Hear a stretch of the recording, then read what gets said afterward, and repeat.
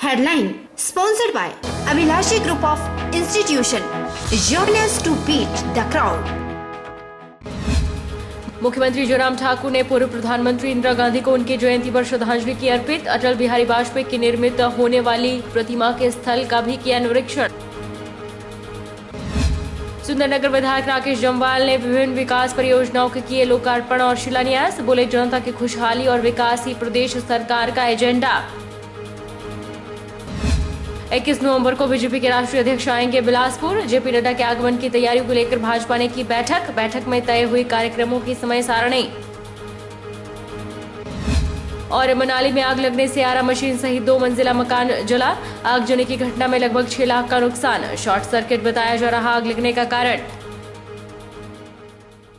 नमस्कार, आप देख रहे हैं HP 24x7। मैं हूं जनीशा।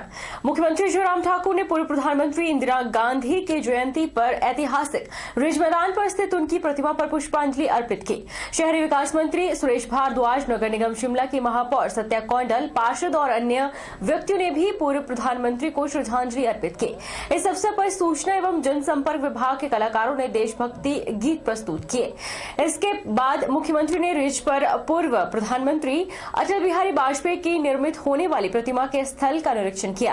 उन्होंने कहा कि इस प्रतिमा के कार्य को 25 दिसंबर 2020 तक पूरा करने के प्रयास किए जाने चाहिए। पूर्व प्रधानमंत्री श्रीमती इंदिरा गांधी जी की जयंती के अवसर पर श्रीमती इंदिरा गांधी जी को श्रद्धांजलि देता हूँ। और स्वाभाविक रूप से देश की अभी तक की एकमात्र महिला प्रधानमंत्री के बतौर उन्होंने काम किया और एक नेतृत्व की क्षमता उनमें थी इस दौर में। और इसमें भी दो राय नहीं है कि आखिरकार वो आतंकवाद की भेंट चढ़ी और देश के लिए काम करते हुए अपना जीवन का बलिदान दिया। तो इस अवसर पर जयंती के मैं उनके किए हुए काम के लिए और देश के लिए बहुत सारी चीज़ों को लेकर के उनका जिस रूप में वो योगदान रहा है उसको मैं स्मरण करता हूँ और उनको श्रद्धांजलि देता हूँ। अटल जी की प्रतिमा का हमने यही स्थान तय किया है और अभी 25 दिसंबर तक हमारी कोशिश है। 25 दिसंबर को अटल जी का जन्मदिन है, तो जन्मदिन पर हम कोशिश कर रहे हैं कि यहाँ पर वो प्रतिमा बन करके लग जाए, ऐसा हमारा प्रयत्न है, ऐसा प्रयास है। देश की पहली महिला प्रधानमंत्री स्वर्गीय इंदिरा गांधी को उनके जयंती के अवसर पर देश भर में याद किया गया और उनकी तस्वीर पर श्रद्धा सुमन अर्पित कर उन्हें भावभीनी श्रद्धांजलि अर्पित की गई। वहीं मंडल जिला कांग्रेस कमेटी के पदाधिकारियों और कार्यकर्ताओं ने जिलाध्यक्ष प्रकाश चौधरी के नेतृत्व में भावभीनी श्रद्धांजलि अर्पित की। मंडी जिला कांग्रेस कमेटी के पदाधिकारियों व कार्यकर्ताओं ने जिला अध्यक्ष प्रकाश चौधरी के नेतृत्व में देश की पहली महिला प्रधानमंत्री स्वर्गीय इंदिरा गांधी को उनकी जयंती के अवसर पर याद किया और उनकी तस्वीर पर श्रद्धा सुमन अर्पित कर उन्हें भावभीनी श्रद्धांजलि अर्पित की। इस मौके पर मंडी जिला कांग्रेस अध्यक्ष प्रकाश चौधरी ने कहा कि स्वर्गीय इंदिरा गांधी देश की पहली महिला प्रधानमंत्री बनी और उन्होंने देश के विकास के लिए महत्वपूर्ण योगदान किया। उन्होंने कहा कि उन्होंने अपने कार्यकाल के दौरान देश में बड़ी बड़ी कंपनियां स्थापित की और बैंकों का राष्ट्रीयकरण भी किया। 1971 में जब पाकिस्तान के साथ युद्ध हुआ तो उन्होंने पाकिस्तान के 2 टुकड़े करके बांग्लादेश स्थापित किया। प्रकाश चौधरी ने कहा कि स्वर्गीय इंदिरा गांधी एक बोल्ड और स्ट्रॉन्ग लेडी थी और पूर्व प्रधानमंत्री अटल बिहारी वाजपेयी ने भी उन्हें दुर्गा की संज्ञा दी थी। इंदिरा गांधी 1966 से लेकर 1977 तक, 1980 से लेकर 1984 तक भारत की प्रधानमंत्री रही। वो पहली महिला प्रधानमंत्री बनी। उन्होंने प्रधानमंत्री कार्यकाल में बड़े काम भारत के लिए किए, चाहे वो बड़ी बड़ी कंपनियां उन्होंने भारत में स्थापित की, बैंकों का राष्ट्रीयकरण किया और उच्च संस्थान स्थापित किए और यहाँ तक जब 1971 में पाकिस्तान के साथ लड़ाई हुई तो पाकिस्तान के 2 टुकड़े करके बांग्लादेश को स्थापित किया। इंदिरा गांधी एक बोल्ड और स्ट्रॉन्ग लेडी है जिसे पूर्व प्रधानमंत्री अटल बिहारी वाजपेयी ने दुर्गा माँ दुर्गा कहा था, यानी अटल बिहारी वाजपेयी ने उन्हें दुर्गा माँ की संज्ञा दी। हम हिमाचल वासी इंदिरा जी को कभी नहीं भूल सकते। जो हिमाचल प्रदेश के लिए उन्होंने किया, हिमाचल प्रदेश के लिए उनका बेहद प्यार था। हिमाचल वासी आज भी इंदिरा गांधी जी को याद करते हैं। 1971 में जब हिमाचल प्रदेश को उन्होंने पूर्ण राज्य का दर्जा दिया तो हिमाचल वासी गदगद हुए। सुंदरनगर विधायक राकेश जम्वाल ने सुंदरनगर विधानसभा क्षेत्र के ग्राम पंचायत पौड़ा कोठी और सेगल में विभिन्न विकास परियोजनाओं के लोकार्पण और शिलान्यास किए। राकेश जम्वाल ने कहा कि जनता की खुशहाली और विकास की जयराम सरकार का एजेंडा है। मुख्यमंत्री के प्रभावी मार्गदर्शन में सुंदरनगर विधानसभा क्षेत्र में सबका साथ सबका विकास तय किया जा रहा है। विधायक ने कहा कि कमान से सेगल सड़क पर 3.50 करोड़ रुपए खर्च किए जाएंगे। इसके लिए विस्तृत परियोजना रिपोर्ट तैयार की गई है। 5 करोड़ की लागत से पीएचसी रोहांडा का निर्माण कार्य भी प्रगति पर है। सुंदरनगर विधानसभा क्षेत्र में ग्रामीण विकास को और गति देने के लिए 7 नई पंचायतों का गठन किया गया है। उन्होंने कहा कि सुंदरनगर विधानसभा क्षेत्र के निहरी बलग पौड़ा कोठी क्षेत्र में कम वोल्टेज की समस्या के समाधान के लिए 3 करोड़ की लागत से करीब 17 ट्रांसफार्मर लगाए जा रहे हैं। 2.80 करोड़ की लागत से 1500 से सड़े गले खंभों को बदला जा रहा है। मैं 4 दिन के लिए 6 दिन के लिए बस नहीं चलाना चाहता। इससे पीछे आप लोगों के साथ राजनीति हुई।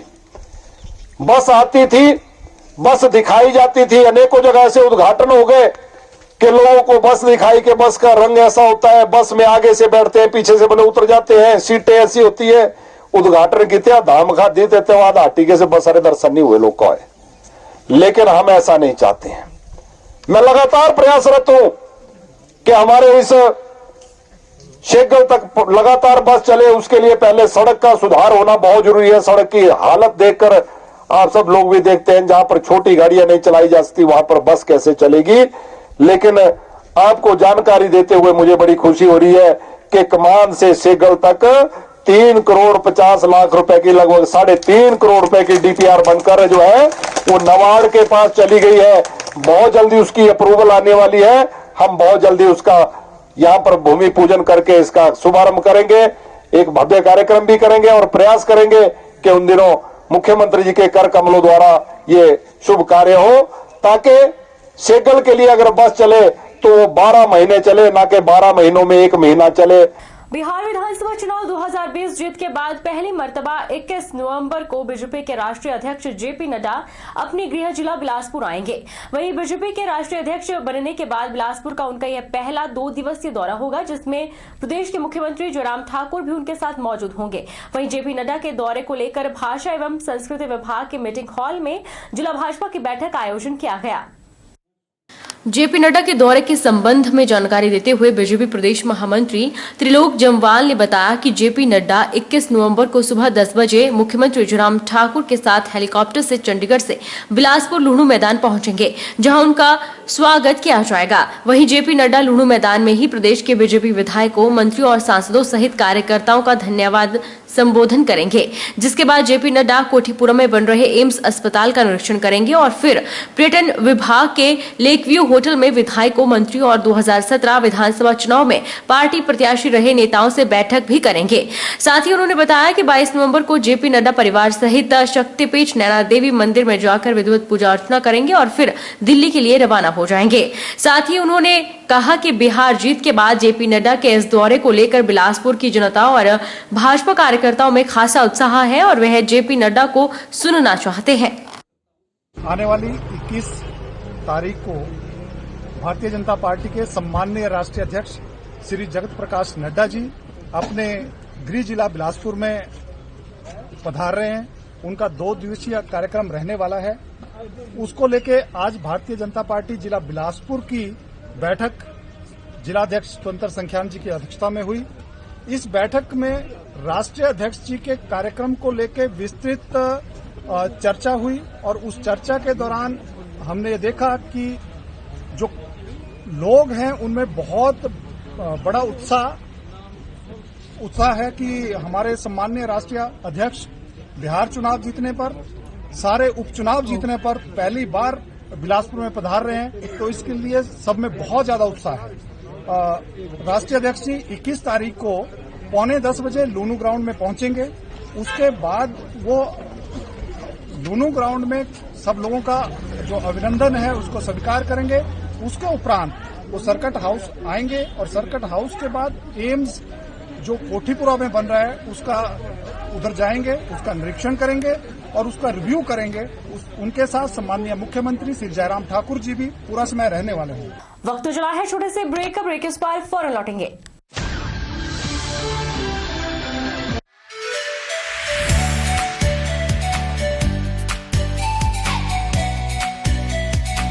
Abhilashi Group of Institution, where you can get admission in 2020 and 21 for BTech in Civil, Mechanical, Electrical and Computer Science Engineering, Diploma in Civil, Mechanical and Electrical Engineering, B Pharmacy, B.Ed, D.L.Ed, MSc, Physics, Chemistry, Botany, A&M, GNM, BSc Nursing and Post Basic BSc Nursing courses. For detailed inquiry, please contact Abhilashi Group of Institutions near Chowk, Tehsil Bald District Mandi, Himachal Pradesh.